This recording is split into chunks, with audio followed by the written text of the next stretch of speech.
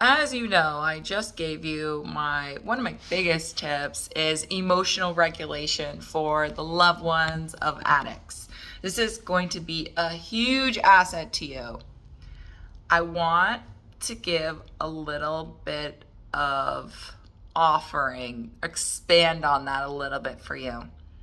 Emotional regulation, what is that? How do we do it? We want to start practicing certain exercises or activities. One of the top things we can do for emotional regulation is to create space from whatever's happening in you. Instead of being right up against that event or crisis or turmoil, creating this little, can you see that? This bitty gap. That's all we want to do. And how I like to think about that is whenever you try to wedge something open, you just have to work it a little bit. And once you get some leverage, you can actually get the wedge in there and then you can pry it open. We're going to try to do the same thing with scenarios. And this gap, this is going to be you removing yourself from the room. You go to another room. You expressing, I need a minute to think about this. Maybe you go for a walk. If you're on the phone, that's how we do it now. And that shows that I'm not 20 years old.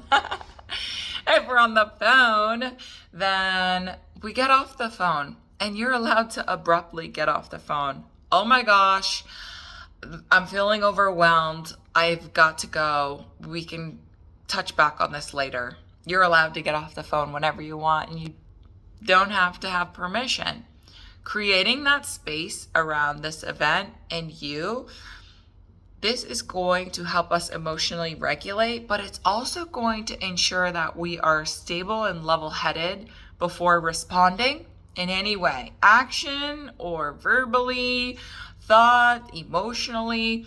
There's going to be this little gap for us so that we can fully conceptualize what's happening and how do I want to respond. We aren't feeding into the situation and letting that dictate our response.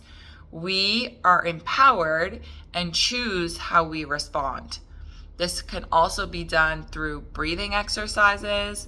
You might go off somewhere and scream. I like that one. It's very releasing. Or you might do sigh breath. That's a really good breathing exercise. Or you could shake off your body.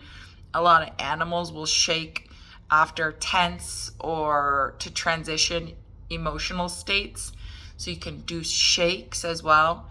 Creating this gap, this space between you and whatever is happening so that there isn't any regret. There isn't any split-second choices or maybe autopilot actions that we're taking.